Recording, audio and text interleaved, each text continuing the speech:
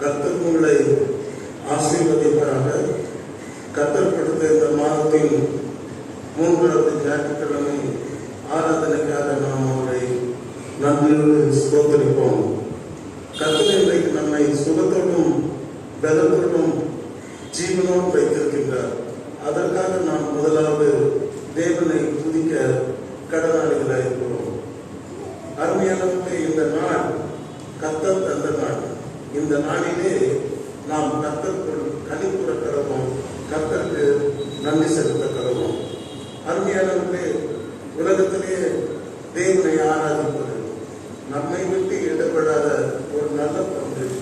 இந்த நல்ல பங்கை நாம் இன்றைக்கு சுதந்திரித்துக் கொள்கின்ற அந்த பாக்கியத்தினை கர்த்தர் நமக்கு கொடுத்தபடியாக நாம் அவரை நன்றியோடு ஸ்தோத்திரிப்போம். நம்மை காட்டிலும் புகழ்பெற்ற மனிதர்கள், ஐஸ்வர்யவான்கள், கனமான மனிதர்கள் இன்றைக்கு இந்த உலகத்தில் இல்லை. கர்த்தர் உங்களுக்கு எனக்கும் ஆயுசு நாட்களை அவர் நீடித்து கொடுத்து இந்த நாளிலும் கூட தேவனுடைய பாத்திரை நாம் அமரும்படியாக செய்த தேவனுக்கு நாம் இருதயத்தின் ஆழத்திலிருந்து நன்றி செலுத்துவோம். கர்த்தர் உங்கள் அனைவரும் ஆசீர்வதிப்பாராக. கர்த்தர் தமது ஆலயத்தின் மத்தியிலே இருக்கிறார். அவர் தமது ஜனத்தை நெகிழவிட மாட்டார், அவரை ஆசீர்வதிப்பார் என்று வேதம் சொல்லுகிறது. கர்த்தர் உங்களை கட்டாயம் ஆசீர்வதிப்பார் என்பதில் கொஞ்சம் ஒரு சந்தேகமே இல்லை. அருமையானவர்களே, இன்றைய செய்தியில் இன்றைய தியானத்திற்காக நாம் எடுத்துக்கொண்ட தலைப்பு பரிசுத்த ஆவியானவர் நமக்கு செய்யும் 8 காரியங்கள். பரிசுத்த ஆவியானவரை குறித்து நிறைய விதமாக இன்றைக்கு உலகம் முழுவதும், not only in India, all over the world, உலகம் முழுவதும் பரிசுத்த ஆவியானவரை குறித்து செய்தி கொடுக்கிறார்கள். வித்தியாசமான விசுவாசத்துக்காக பரிசுத்த ஆவியானவரை குறித்து அனைவரும் இருக்கிறதை நாம் பார்க்கிறோம். பரிசுத்த ஆவியானவரை குறித்து ஒரு தெளிவில்லாதவற்றை அனைவரும் இருக்கிறதை நாம் பார்க்கலாம். இன்றைக்கு பரிசுத்த ஆவியானவர் என்று சொன்னாலே 2 வசனம் எனக்கு ஞாபகத்துக்கு வரும். பலத்தினாலும் அல்ல, பராக்கிரமத்தினாலும் அல்ல, உமது ஆவியினாலே எல்லாம் மாறும். ஆண்டவராகிய இயேசு கிறிஸ்து பரலோகத்துக்கு ஏற்றுக்கொள்ளப்பட்ட பிற்பாடு அவர் சொல்லிவிட்டு போனார், நான் என் பரலோகத்துக்கு போகிறேன், நான் மீண்டும் வருகிறேன், அது வரைக்கும் என்னுடைய ஆவியானவர் உங்களோடு தங்கியிருந்து உங்களை அவர் வழிநடத்துவார் என்று கர்த்தர் வாக்கு பண்ணியிருந்தார். ஆக பரிசுத்த ஆவியானவரை குறித்து நாம் படிக்கும் பொழுது, பார்க்கும் பொழுது, அவர் மகா வல்லமையுள்ள தேவனாயிருக்கிறார். ஆற்றல் அல்ல, சக்தி அல்ல, ஆவியான எல்லாம் ஆகும். ஆமென், அல்லேலூயா. கர்த்தருடைய ஆவியினாலே எல்லாம் ஆகும். அருமையானவர்களே, நாம் பரிசுத்த ஆவியானவரை குறித்து ஆதி அப்போஸ்தல சபையிலே அவர் எப்படி கிரியை செய்தார், எப்படி அவர்களோடு கூட அவர் தங்கி இருந்து ஆண்டவருடைய அந்த கர்த்தருடைய ஆவியானவர் எப்படி கிரியை செய்தார் என்று நாம் பார்க்கும் பொழுது, அப்போஸ்தலர் நடபடிகள் 9ஆம் அதிகாரம் 31ஆம் வசனம் எனக்கு ஞாபகத்துக்கு வருகிறது. பரிசுத்த ஆவியானவரை பற்றிய முதலாவது காரியத்தை நாம் இந்த வசனத்தில் படிக்கலாம். அப்போஸ்தலர் 9:13. இங்கே பாருங்கள், he comforts us, அவர் நம்மை தேற்றுகிறார். பரிசுத்த ஆவியானவர் நமக்கு ஏன் கொடுக்கப்பட்டார் என்றால், வெறும் அந்நிய பாஷை மாத்திரம் பேசுவதற்காக அல்ல, சத்தம் போடுவதற்காக மாத்திரம் அல்ல, நம்மை தேற்றுகிறவராக பரிசுத்த ஆவியானவர் இருக்கிறார் என்று இந்த வசனத்திலே மிக முக்கியமாக சுட்டிக்காட்டப்பட்டிருக்கிறது. அருமையானவர்களே, யூதேயா நாட்டிலும் கலிலேயா நாட்டிலும் சமாரியா நாட்டிலும் சபைகள் எங்கே இருந்ததோ அங்கெல்லாம் பரிசுத்த ஆவியானவர் என்ன பண்ணாராம், சபைகளிலே அவர் சமாதானத்தை கொடுத்தார் என்று நான் பார்க்கிறோம்.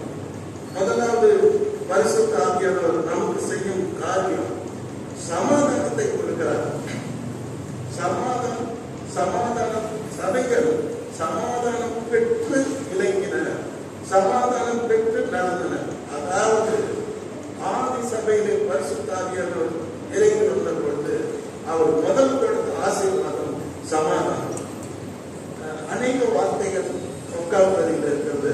அநேக வார்த்தைகள் பைபிள் இருக்கிறது. என்னை கேட்டால் ரொம்ப ஆசீர்வாதமான ஒரு வார்த்தை எதுன்னா சமாதானம். மனுஷனுக்கு என்ன வேணும்?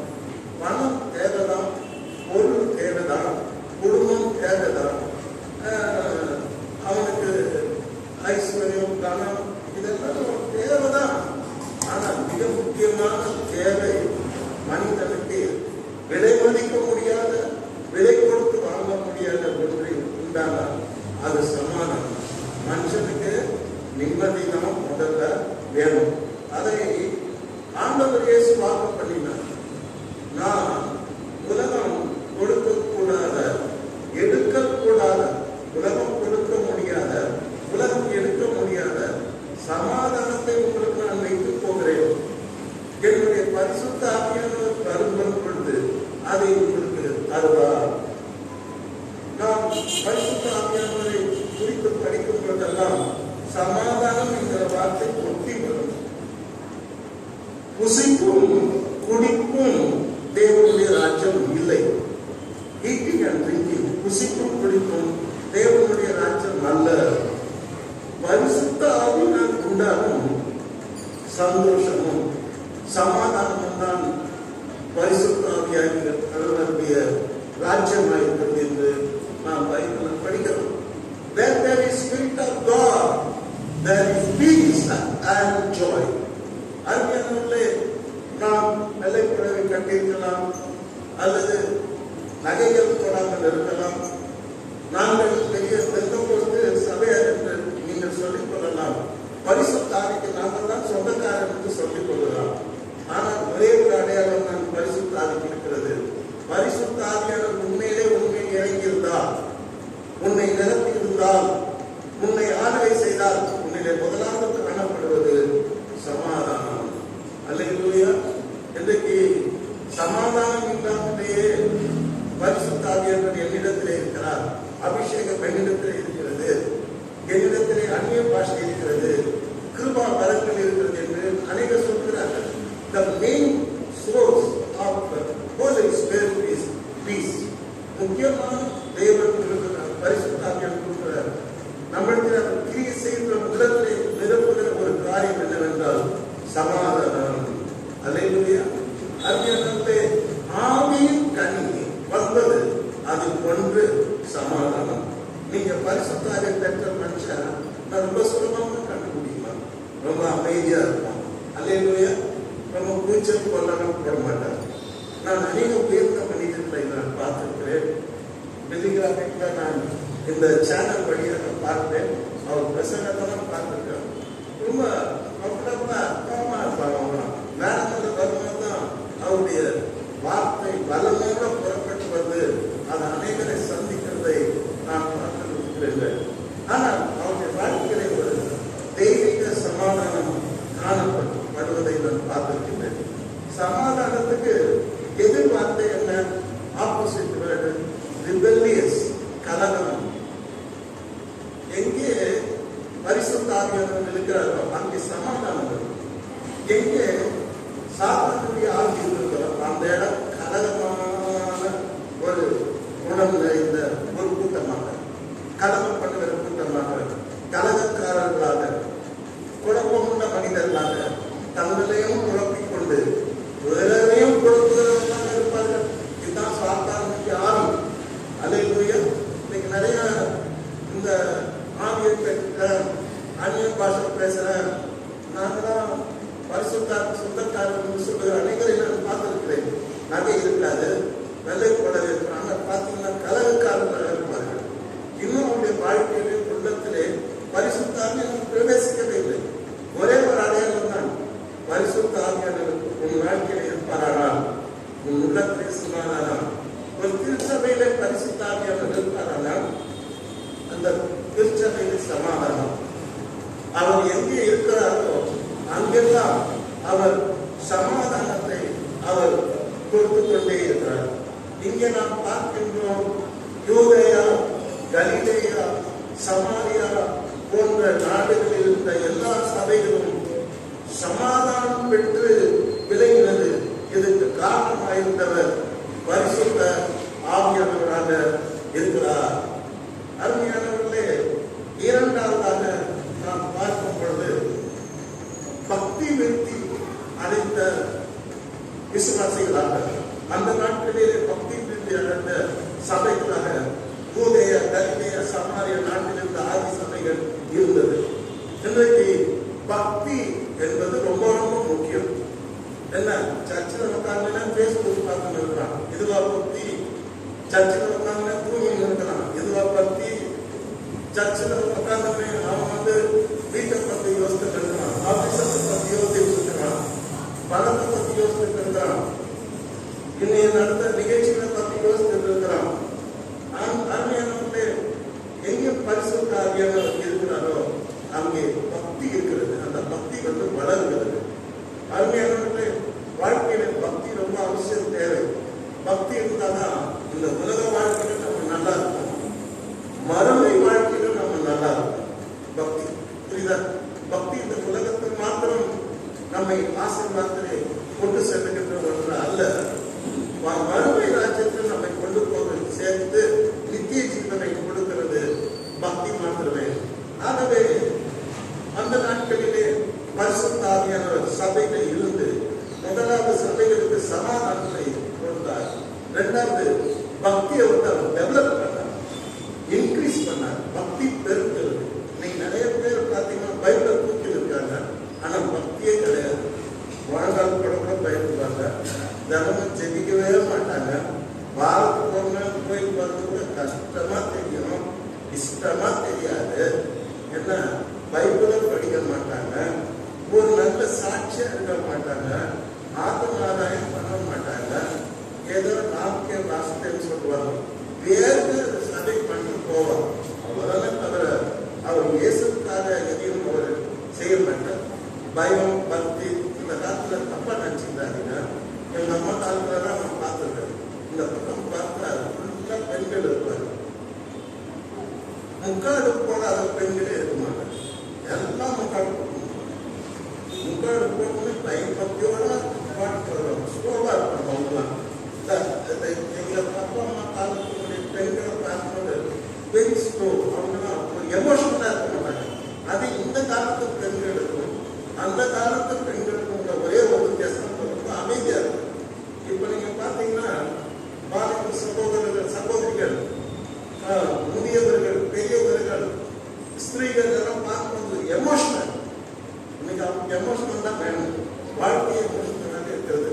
பக்தியை என்பது இன்றைக்கு பதவேஷமாக இருக்கிறது. ஆக பரிசுத்த ஆவியானவர் எங்கே இருக்கிறாரோ அங்கே பக்தி இருக்கிறது. அல்லேலூயா. Where there is Holy Spirit, there is piety. எங்கே பரிசுத்த ஆவியானவர் இருக்கிறாரோ அங்கே பக்தி இருக்கிறது. எந்த குடும்பத்தில் பரிசுத்த ஆவியானவர் இருக்கிறாரோ அந்த குடும்பம் ஒரு பக்தியுள்ள குடும்பமாக, சாட்சி குடும்பமாக ஜீவிக்கிறார்கள். எந்த சபையிலே பரிசுத்த ஆவியானவர் இருக்கிறாரோ அந்த சபை பக்தி உள்ள சபையாக அது இருக்கிறது. அந்த நாட்களிலே இந்த சபைகளிலே பரிசுத்த ஆவியானவர் முதலாவது சமாதானத்தை அவர் விசுவாசிகளுக்கு கொடுத்து அவரை ஆசீர்வதித்தார். இரண்டாவது பரிசுத்த ஆவியானவர் அவர்கள் மேல் இறங்கி அவருடைய பக்தியை விருத்தி அடைய செய்தார். நாளுக்கு நாள் பக்தி வளர்ந்தது. புரியுதுங்களா? இன்னைக்கு காலையில் ஜெபம் பண்ணா நாளைக்கு அறவர் ஜெபம் பண்ணா, அதான் பக்தி விருத்தி. இன்னைக்கு அறவர் ஜெபம் பண்றான், அடுத்த நாள் முக்காவர் ஜெபம் பண்றான், அதான் பக்தி விருத்தி. அடுத்த நாள் முக்காவர் ஜெபம் பண்ணா அடுத்த நாள் ஒரு மணி நேரம் ஜெபிக்கிறான். ஒரு நாளைக்கு ஒரு அதிகாரம் படிக்கிறான், அடுத்த நாள் ஒரு அதிகாரத்துக்கு 2 அதிகாரம் படிக்கிறான். ஆண்டவருடைய அன்பை நாம் பார்க்கறதுக்கெல்லாம் சொல்றோம். கர்த்தருக்கு பயந்து பொல்லாப்புக்கு விலகிறோம், அதான் பக்தி சொல்லி நம்ம பக்தி விருத்தி அடைந்தார்கள். காரணம் பரிசுத்த ஆவியானவர் அவர்களோடு இருந்தார். மூன்றாவது அந்த ஆதி சபையில் இருந்த பரிசுத்த ஆவியானவருடைய கிரியை என்னவென்றால் கர்த்தருக்கு பயப்படும் பயத்தோடு சபைகள் நடந்தது. கர்த்தருக்கு பயப்படுகிற பயம். இன்னைக்கு கர்த்தருக்கு நாம் பயப்படுகிறோமா? பைபிளை நாம் பார்க்கும்போது யோபை பற்றி படிக்கும் போது யோபு உத்தமனும் நீதிமானும் கர்த்தருக்கு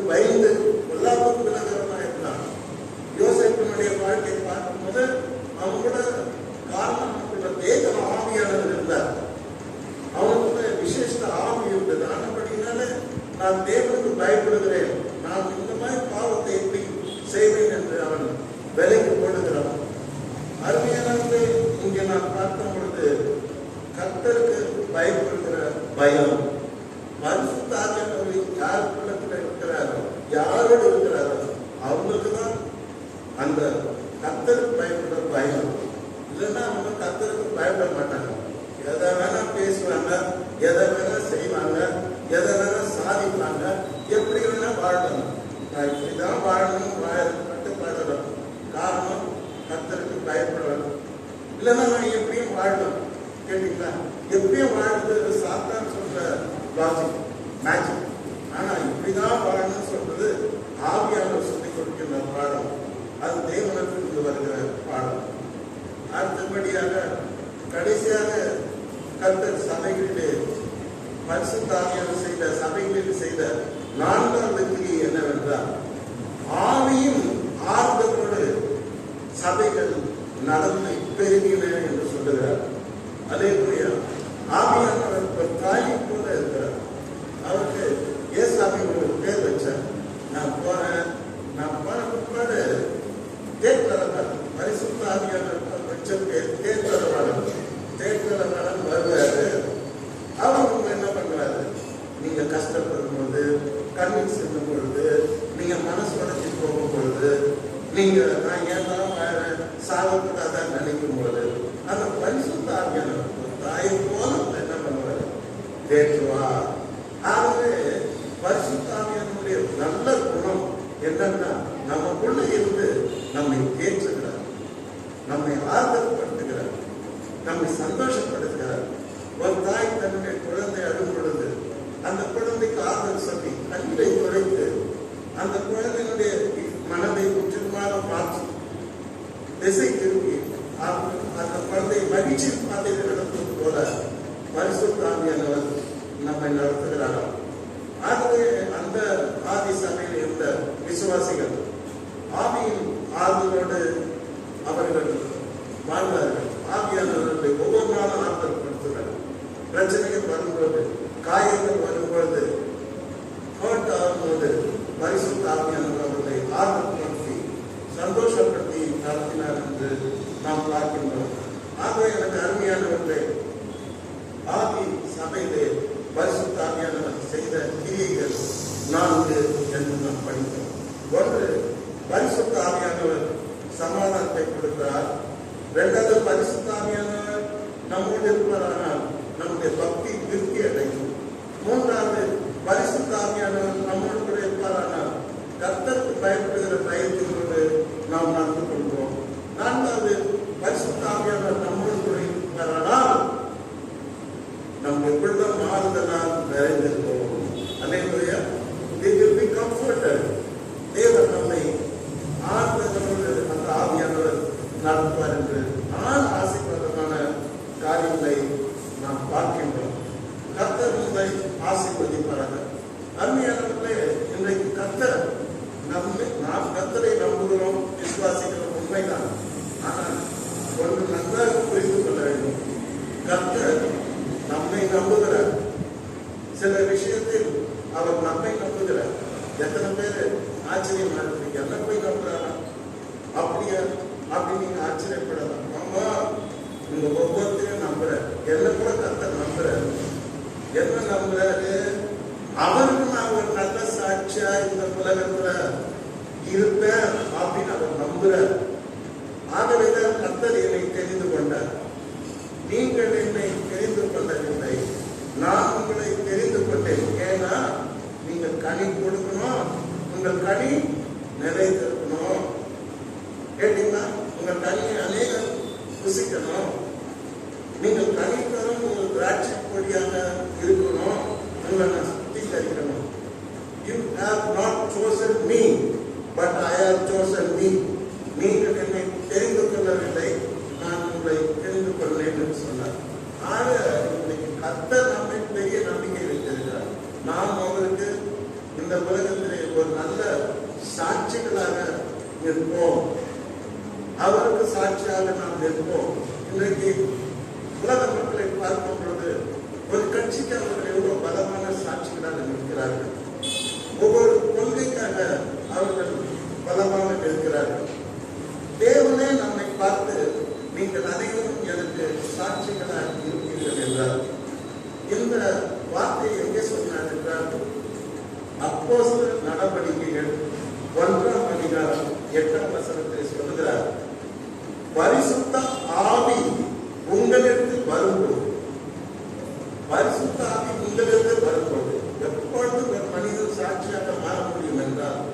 பரிசுத்த ஆவி நம்மிடத்தில் வரும்போதுதான் நாம் ஆண்டவருக்கு சாட்சியாக மாற முடியும்.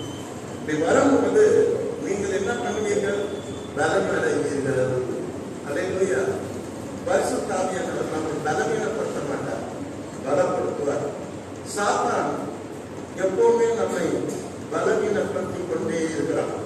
நீங்க பைபிளை கூட படிக்கலாம். 18 வருஷம் பலவீனத்தின் ஆவியினாலே ஒரு ஸ்திரியை சாத்தான் கட்டி போட்டிருந்தான். அதனுடைய விளைவு அவள் ஊனியாய் இருந்தாள். She was sick. கர்த்தருக்கு பலவீனத்தின் ஆவியை அங்கே கட்டி பல சாத்தானுடைய கட்டுகளை உடைக்கிறார். பலவீனத்தின் கட்டுகளை உடைக்கிறார். உடைச்ச உடனே அவர் சுகம் அடைந்து நிமிர்ந்து தேவனை மகிமைப்படுத்துகிறார். ஆக பரிசுத்த ஆவியானவர் நம்மை பலப்படுத்துகிறவர். இந்த பொல்லாத ஆவி, சாத்தானுடைய ஆவி, பேயினுடைய ஆவி யாரை உற்சாகம் அவங்களால பலவீனப்படுத்துகிறோம், வைத்தியம் வைக்கிறோம், குழப்பவாதியை மாற்றிடும், நிம்மதிக்காத பண்ணிடும். கேட்டீங்களா? இதை பற்றி சொல்லணும்னா நிறைய சொல்றேன். ஆனால் நேரம். ஆனால் நமக்கு இன்னைக்கு தேவை பரிசுத்த ஆவியான நம்ம இடத்துக்கு என்ன செய்கிறா? நம்மை பலப்படுத்துகிறா. ஆண்டவர் சொல்றார், நீங்க எனக்கு சாட்சியா நிற்கிறது பலன் தேவை. நீங்க 12 பேருக்கு பலன் கிடையாது. நான் என்னுடைய ஆவினால உங்களுக்கு நான் என்ன கொடுப்பேன்? எனக்கு சாட்சியா நிற்கிறதுக்கு ஒரு பெரிய பலத்தை கொடுப்பேன். நீங்கள் பலன் அடைந்து எருசலேமிலும் யூதேயா முழுவதிலும் சமாரியாவிலும் பூமியின் கடைசி பரியந்தம் எனக்கு நீங்கள் சாட்சிகளா இருப்பீர்கள். பரிசுத்த ஆவியை பெற்றதுக்கு ஒரே ஒரு அடையாளம், அந்த மனுஷன் ஆண்டவருக்கு அவன் கால் போன பூமியிலிருந்து அவன் சாட்சியாக இருக்கின்றான். அதுதான் பரிசுத்த ஆவியானவர் அவனோடு கூட இருக்கிறார் என்பதற்கு அடையாளம். அதுதான் பரிசுத்த ஆவியின் பலன் அவனோடு நமக்குள்ளே இருக்கிறது என்பதற்கு அடையாளம். ஆக ஆண்டவர் நம்ம மேல எவ்வளவு நம்பிக்கை வச்சிருக்காரு பாருங்க. பூமியின் கடைசி பரியந்தம் எனக்கு நீங்கள் சாட்சிகளாக இருப்பீர்கள். நாம் இன்றைக்கு ஆண்டவரை குறித்து சாட்சி சொல்லுகிறோமா? ஆண்டவரை குறித்து பேசுகிறோமா? ஆண்டவரை குறித்து நாம் அறிக்கையிடுகிறோமா? பெருமைப்படுகிறோமா? நான் கிறிஸ்துவை குறித்தே அல்லாமல் வேறொன்றை குறித்து நான் மேன்மை பாராட்டுவேன், நான் பேரம் பாராட்ட மாட்டேன் என்ற ஆவியுடையவர்கள் இருக்கிறோமா? சிலர் மதத்தை குறித்தும் குதிரை குறித்தும் மேன்மை பாராட்டுகிறார்கள். ஆனால் நாங்களோ கர்த்தரை குறித்தே மேன்மை பாராட்டுவோம் என்று சங்கீதக்காரர் சொல்லுகிறார். கர்த்தரை குறித்து நாம் மேன்மை பாராட்டுகிறோமா? இன்றைக்கு உலக மக்களை பாருங்கள். இமய முதல் கோரி வரை இன்றைய காலகட்டத்தில் நீங்கள் பார்த்தால் விக்கிரகத்தை குறித்து எவ்வளவு மேன்மை பாராட்டுகிறார்கள். நாம் ஜீவனுள்ள தேவனை ஆராய்கிறோம், அவரை குறித்து மேன்மை பாராட்டுகிறோமா என்பது ஒரு கேள்விக்குறி. ஆனால் ஆண்டவர் இன்றைக்கு நம்மை ரொம்ப நம்புற, பூமியின் கடைசி பரியந்தம் எனக்கு சாட்சிகளாய் இருப்பீர்கள். You are the witness. அருமையான ஆண்டவர் இது ஒரு கதை மாதிரி தான். ரியலா அப்படின்னு எனக்கு தெரியாது. நான் ஒரு ஆர்டிக்கல்ல படிச்சேன்.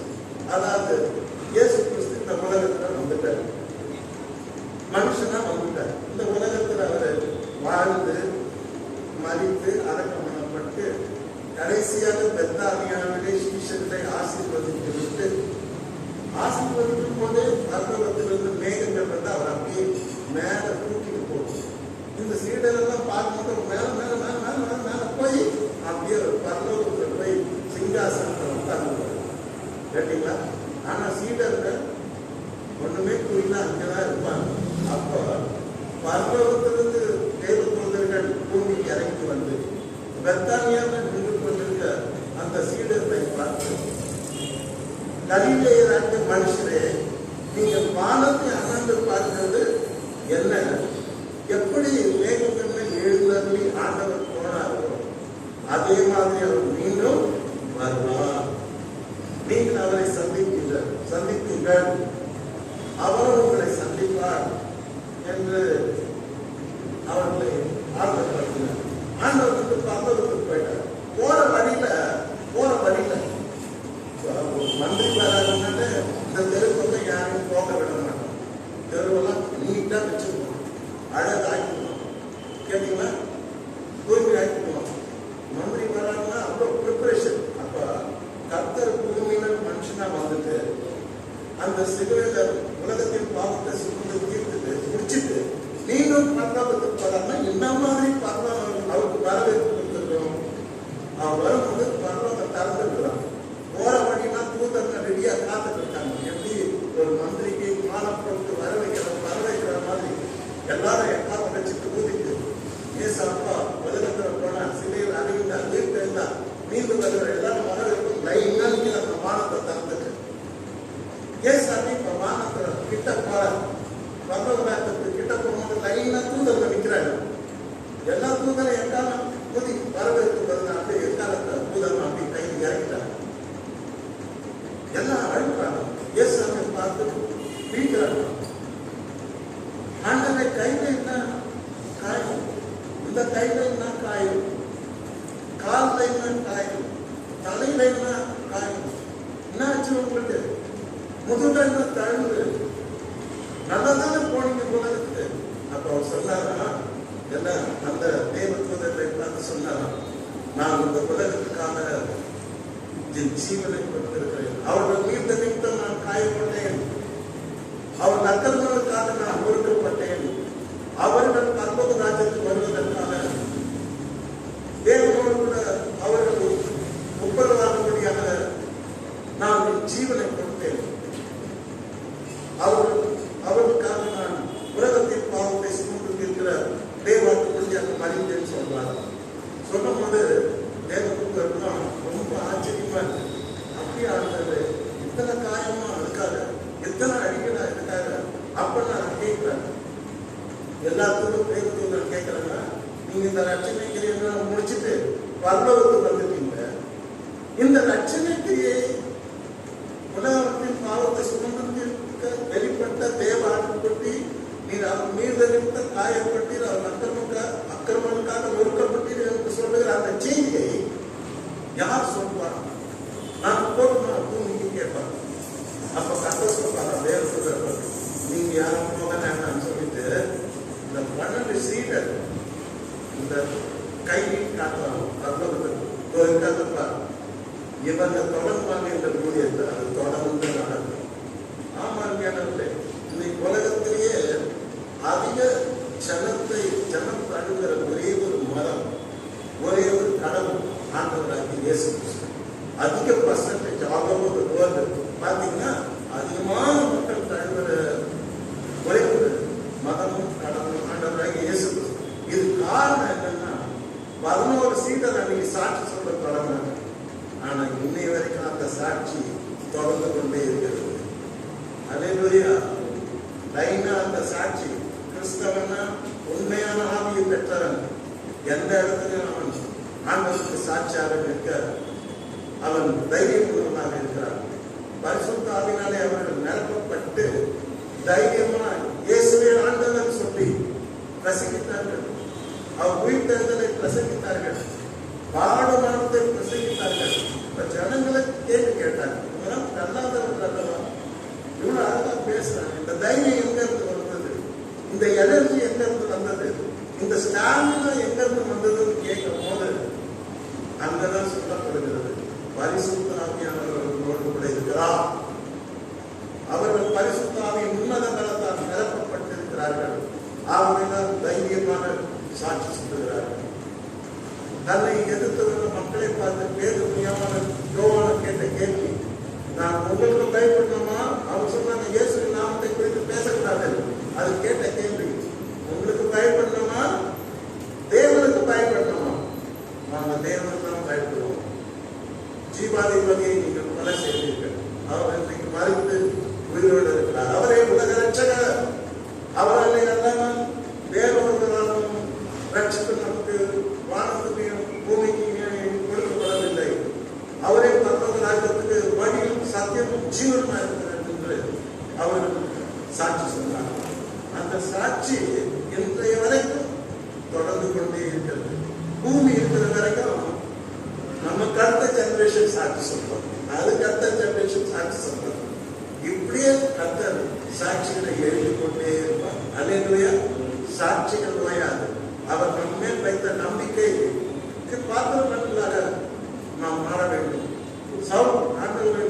சாட்சி சொல்லும் போது அன்றைய உலகம் எந்த தமஸ்குல கிறிஸ்தவர்களை கொலை செய்தானோ, எந்த தமஸ்குல கிறிஸ்தவர்களை அவன் சிறையில் அடைத்தானோ, அதே தமஸ்குல அதே நேரத்தில் நின்று அவன் ஆண்டவரே கிறிஸ்துவை ஆண்டவர் என்று சாட்சி சொன்னான் என்று நாம் பரிசுத்த வேதாகமத்திலே படிக்கின்றோம்.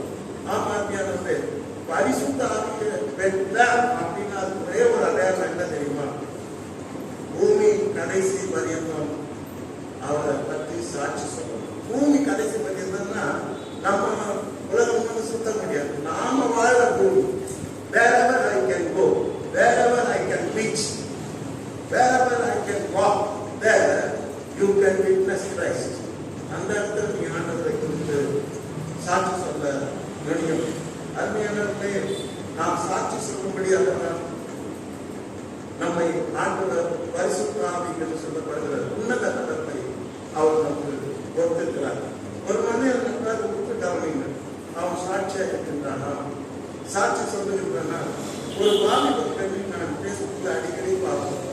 தெருவிலே நின்று இயேசுவே ரட்சகர், இயேசுவே ஆண்டவர், இயேசுக்காக மரித்தார், இயேசு உயிர்த்தெழுந்தார், is alive today, if you believe him you can enter into the kingdom of God ன்னு வாலிப அடிக்காத பண்ணிட்ட. she is highly educated, she is well dressed up, அருமையான ஒரு ராயல் ஒரு உமன். தெருவில் நின்று பேசினானே பெண் பிள்ளைக்கு நான் பார்த்திருக்கிறேன். ஏன்னா ஆண்கள் சாட்சி சொல்றாரு, அது சாதாரண. பெண்கள் தெருவில் நின்று பேசுவது என்பது அது ஒரு அதிசயம். நிறைய பேர் அந்த மாதிரி இன்றைக்கு சாட்சிகளாக ஏற்பி இருக்கிறார்கள். அருமையானவர்களே, ஒருத்தர் பரிசுத்தாவி பெற்றாங்கன்னா சும்மா இந்த ஆவியில அந்நியன் பாஷை பேசுறது, டான்ஸ் ஆடுறது, கூத்தல் அதல்ல. ஆண்டவரை குறித்து பேச வேண்டும். சபையில் அல்ல, சபையில போதகர் பேசுவார், சமுதாயத்தில் சென்று நீ பேச வேண்டும். இயேசுவே ஆண்டவர், அவரே உனக்கு இளைப்பாறுதல் கொடுக்கிறவர், அவரே வருத்தப்பட்டு பாருங்களை நீங்கள் எல்லாரும் எடுத்து பாருங்கள், நான் உங்களுக்கு இளைப்பாறுதல் தருவேன் என்று சொன்னார். You do not have peace of mind, you do not have rest in your mind, come unto Christ. He will forgive all your sins, He will heal you, He is alive today. You can enter into the kingdom of God through Jesus Christ என்று நாம் சமுதாயத்துக்கு சொல்ல வேண்டும். அதுதான் பரிசுத்த ஆவியின் அபிஷேகம், அதுதான் பரிசுத்த ஆவியின் வல்லமை, அதுதான் உன்னத பலத்தை நீங்கள் பெற்றிருக்கிறீர்கள். சும்மா ஞாயிற்றுக்கிழமை போய் ஒரு பெரிய சத்தமா போயிட்டு கொஞ்ச நேரம் அப்படி அப்படின்னு ஆடிக்கிட்டு அப்புறம் வந்து பழைய ஆட்டத்துக்கு தொடங்க வேண்டியது. கேட்டீங்களா? பழைய எல்லாம் பழைய வாழ்க்கை தொடங்கி எல்லாம் இப்படிதான் இன்னைக்கு இருக்கிறது. ஆனால் உண்மையான பரிசுத்த ஆவியின் பலத்தை பெற்றவர்கள் ஆண்டவருக்கு சாட்சிகளாக இருக்கிறார்கள். அல்லேலூயா. நீங்கள் எனக்கு பூமியின் கடைசி வரைக்கும் சாட்சிகளாக இருப்பீர்கள். அப்படி இருந்தா நீங்கள் உன்னத பலத்தை பெற்றவர்கள், அபிஷேகம் பெற்றவர்கள். நீங்க சமாதானமாக நீ பரிசுத்த ஆவியை பெற்றவள், சமாதானம் பண்ணுகிறோம் பாக்கியவான்கள். கலகாரியத்தை நீ அசுத்தாவி பெற்றிருக்கிறாய். அல்லேலூயா. உனக்குள்ளே இருப்பது அசுத்தாவி, தேவனுடைய ஆவி இல்லை. தேவனுடைய ஆவி கலகத்தின் ஆவி அல்ல, சமாதானத்தின் ஆவி, ஆறுதலின் ஆவி. அல்லேலூயா. நீங்க நிறைய பேர் இந்த குழியத்தில் பார்த்தா ரொம்ப ஆறுதலா பேசுவாங்க, ரொம்ப சமாதானமா பேசுவாங்க, ரொம்ப நம்பிக்கை பேசுவாங்க. நம்ம மனசை மாத்திடுவாங்க, நம்ம திகழ்வு ரொம்ப மாற்றிட்டாங்க. அருமையானவர்களே, பரிசுத்தாவியானவர் இன்றைக்கும் அவர் நம்ம உலகத்திலே இருக்கிறார். அவருக்கு நம்மை நாம் அர்ப்பணிக்கும் பொழுது அவர் நம்மை நிரப்பி அவர் நம்மை சாட்சி அவருக்கு ஆண்டவராக கர்த்தருக்கு அவர் நம்மை ஒரு நல்ல சாட்சிகளாக மாற்றுவார். ஐயா, பரிசுத்த ஆவியில நிரம்புதுன்னா என்ன? எனக்கு போயியே அப்படின்னு நீங்க கேட்கணும். படால தண்ணி வருது, படால நல்லா தண்ணி கொட்டுது, அண்டா காலியா இருக்குது. அண்டா எடுத்து போய் வைக்கணும், படால வைக்கணும். படால வச்சிருந்தீங்கன்னா ஒரு காலம் உங்க அண்டா பெரிய அண்டா ஃபுல்லாயிடும்.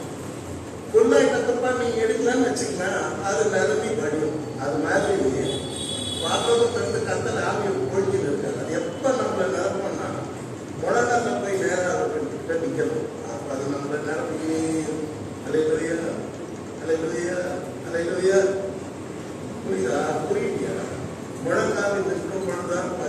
ஆவியானவர் நம்மை நிரப்புவார். அல்லேலூயா. சும்மா போதிக்கு போகும்போது பரிசுத்தாவி நிரப்ப மாட்டார். நிறைய பேர் போதிக்கு தூங்கிட்டு காலையில் ஏந்து பவுடர்லாம் போட்டுக்கின்னு மேக்கப் பண்ணிக்கின்னு கோயிலுக்கு போனோம். இன்னும் பரிசுத்தாவியை நிரப்ப மாட்டார். கேட்டீங்களா? இந்த பரிசுத்த ஆவியானவர் யாரை நிரப்புவார் என்றால், யார் ஒருத்தர் வானத்துக்கு மாம்சம் யாரும் ஆவியை ஊற்றுவேன். நான் ஊத்துறாரு. ஆனா நீ போய் அங்க நிற்கணும். எப்படி இருக்கணும்? ஏற்படம் தான் நிற்கணும்.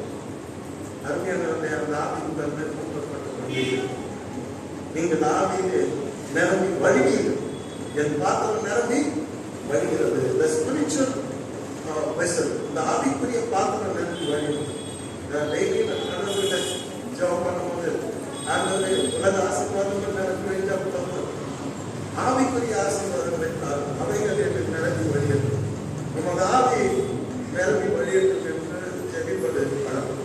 ஜெபிக்கிறவருக்கு மேல் தான் பரிசுத்த ஆவியானவரை அவர் ஊற்றுகிறது. அமைதியாக ஜெபிக்க வேண்டும். அல்லேலூயா. பொதுவாகவே the best way of talking is very calm talk. அமைதியா பேசணும். கடவுள்கிட்ட புரியுதா? அப்பா கிட்ட கூட அமைதியா பேசணும். நம்ம பரலோகத்துக்கு தேவையான நம்ம காமா பேசணும். அல்லேலூயா. When you speak to God, you have to speak very calmly. There you can find God. எலியா வந்து இடிமுறை போல சத்தம் வரும். அதுக்கு கத்தரை தேவை. கடவுள் மைண்டியா இருக்கும். கத்தர் இருக்க மாட்டேன். மறுபடியும் இன்னொரு சமுத்திரம் மாதிரி இன்னொரு சத்தம் வரும். கத்தர் பேசுறது சொல்லிப்பார். அங்க போய் தேடுவோம். அங்கேயும் கத்தர் இருக்க மாட்டார். மெல்லிய சத்தத்தோடு கத்தர் அவங்களோட பேசுகிறார். அல்லேலூயா. When God talks to you, ரொம்ப மெல்லியான சத்தத்தோட அவர் பேசுவார். அல்லேலூயா. ஆகவே பரிசுத்த ஆவியானவர் நம்மை பலப்படுத்தும் பொழுது நாம் அவருக்கு நல்ல சாட்சிகளாக இருப்போம் என்பதில் கொஞ்சம் கூட சந்தேகமே இல்லை. ஆண்டவர் நம்மை நம்புகிறார். என்ன நம்புகிறார்? என் பிள்ளை எனக்கு சாட்சியாக இருப்பார். என் பிள்ளையை நான் ஆசைப்படுத்தேன். அது கேட்கறதெல்லாம் கொடுக்கணும். அதெல்லாம் எடுத்துட்டு அது எனக்கு சாட்சியாக இருப்பார் என்று நம்மை நம்புகிறார். அவர் பாருங்க எப்படி அழகா சொல்றார். பூமியின் கடைசி பரியந்தமும் நீங்கள் எனக்கு சாட்சிகளாக இருப்பீர்கள். நான் ஏன் வாழ்கிறேன்? ஆண்டவருக்கு சாட்சியாக வாழக்கூடியது தான் ஆண்டவர் எனக்கு வாழ்நாளை கொடுத்திருக்கிறார். கர்த்தர் எனக்கு ஆசீர்வாதங்களை கொடுத்திருக்கிறார். கர்த்தர் எனக்கு உன்னத பலத்தை கொடுத்திருக்கிறார். கர்த்தர் என்ன தன்னுடைய ஆவியை அவர் ஊற்றி இருக்கிறார். பட்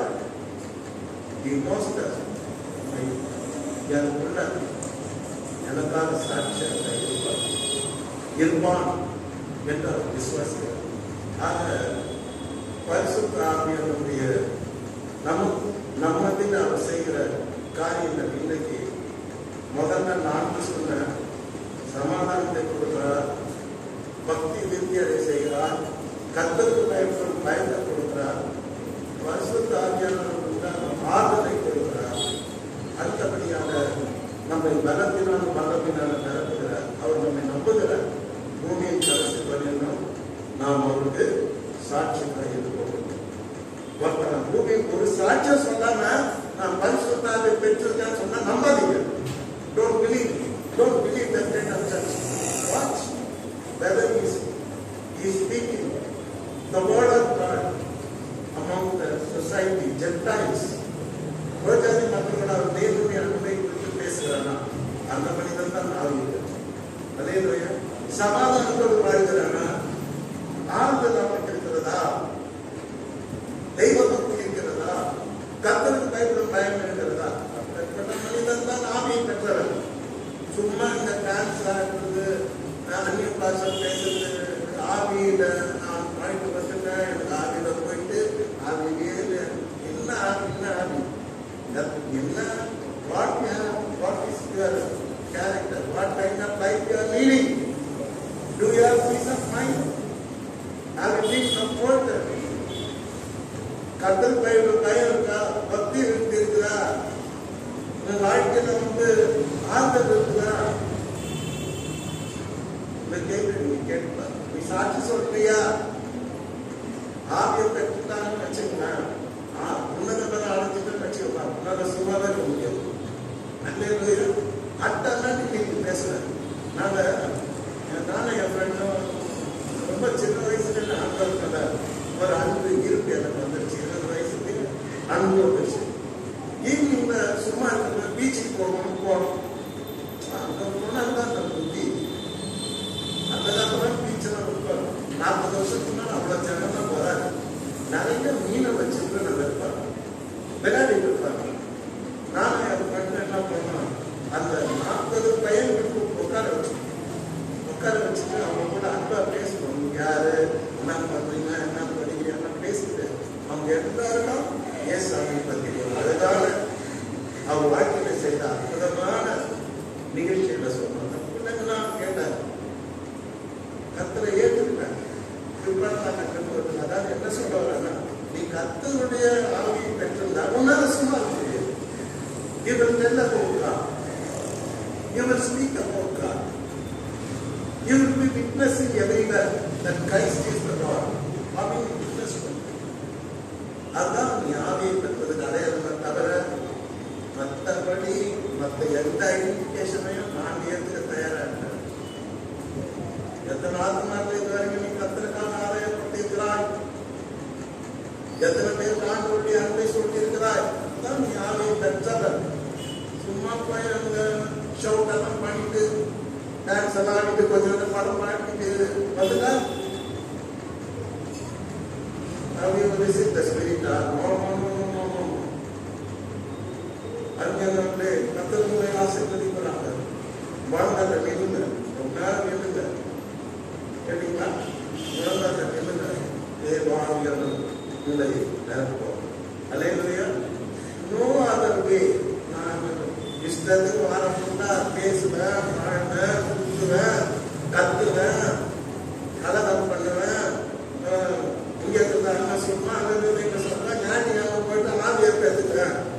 ஆவியில நான் நினைச்சிட்டேன். நோ சார், சாரி, அதெல்லாம் கிடையாது.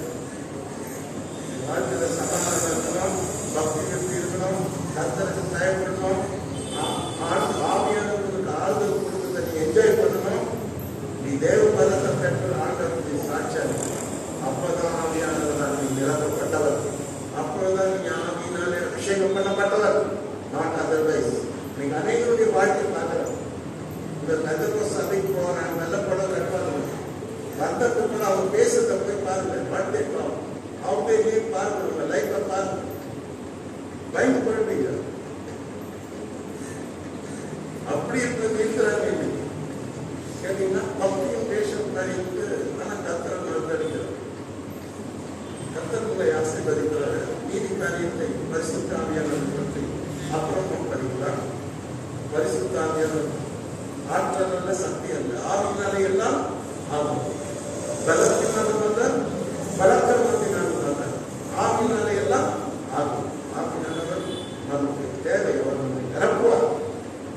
எப்பொழுது நிரப்புவார் என்றால் முழங்காலில் நாம் நிற்கும் பொழுது ஆண்டவர் நம்மை நிரப்புவார். நம்ம அதை ஜெபம் பண்ணி பார்க்கலாம். உலகம் கொடுக்கக்கூடாத ஒரு சமாதானம், சந்தோஷம், அந்த பரலோக தேவ பிரசன்னம், நிம்மதி கிடைக்கும்.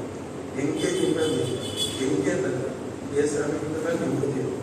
அவருடைய ஆவியான நம்மை அவர் பிரசனத்தால் கர்த்தருடைய ஆவியான மகிமைப்படுவார்கள். கர்த்தர் மகிமைப்படுவார்கள்.